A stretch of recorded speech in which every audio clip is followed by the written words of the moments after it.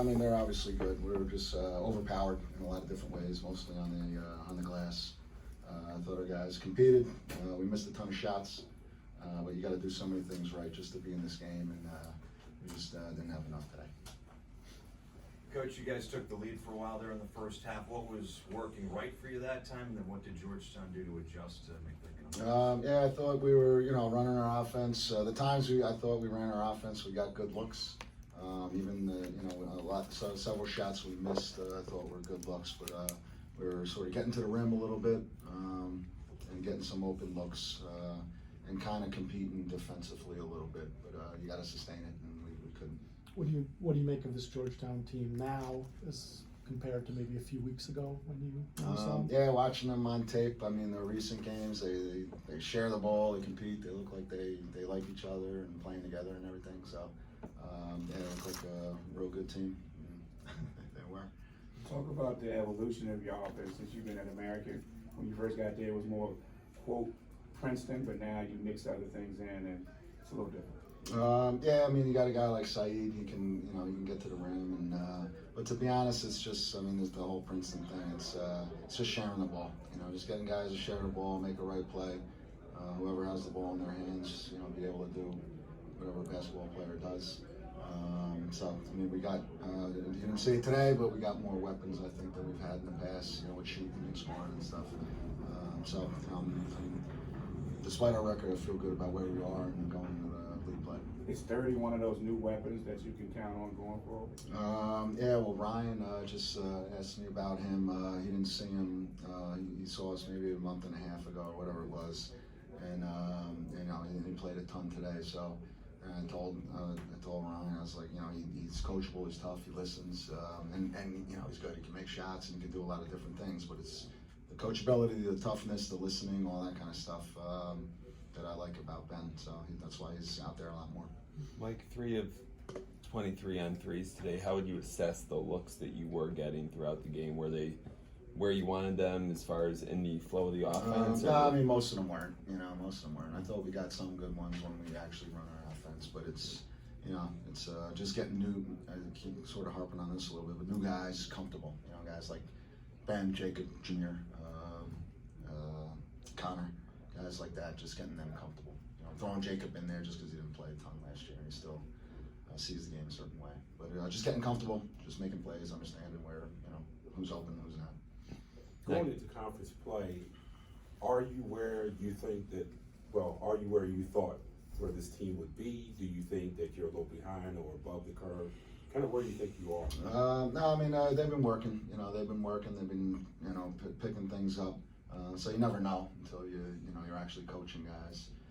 So they're all essentially listening and working and trying to do the things that we're doing. So I feel good about where we are. So we have to have a good week of practice to start. At Colgate, it's a tough place to start, obviously. So we just gotta keep moving forward. And this group has they've gotten better after every game, I think. So we just gotta continue to do that. Mike, once the deficit got up to about 16 or 18, there were 3 or 4 possessions with just kind of sloppy passes and fast breaks the other way. How do you kind of assess? Are you at all concerned about the team getting down on itself when they are down by 15 or 17 points in a game? Not really. I mean, that's a hard team to come back, on.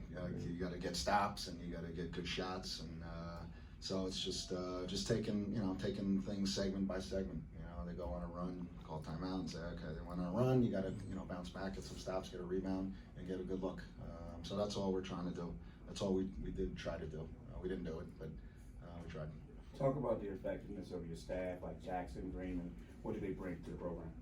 Well, everything. They're all ready to be head coaches. That's just because they can do everything.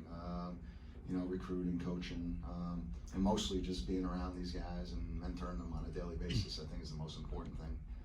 Obviously, they're terrific recruiters and they get good talent and they can be at a basket coaching guys and doing whatever it is they're doing.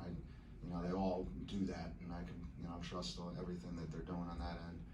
But it's just what they bring on a daily basis, and these guys looking up to them and seeing them telling them, hey, this is what we should be thinking about and doing on a daily basis. Like Colgate's won 6 in a row going into league play, league favorite obviously. What do you need to do to try to steal one on the road to start league play on Thursday? Yeah, just, I mean, the things that I talk about, I mean, it's simple, just getting good shots, doing the things that we talk about and work on in practice, getting good shots, getting stops, competing, you know, those are just 3 simple things that you gotta do. Coach, Georgetown in the preseason, the focus was improved defense. Where have you seen improvement with what the boys were able to do defensively today? No, they're long, they can guard, they play hard, they're tough. The big guys, I mean, he's out there hedging on ball screens over and over and over and over. That's hard to do, it's hard to sustain. So just, them sustaining what they do is a thing that you see over time that has improved. Last time that Georgetown had won 6 straight December games was 8 years ago when you were an assistant here. You guys ended up missing the Sweet 16 by this much. As somebody who's been there before, can you tell in December how special a team is going to be in the future? Man, that's a heavy question.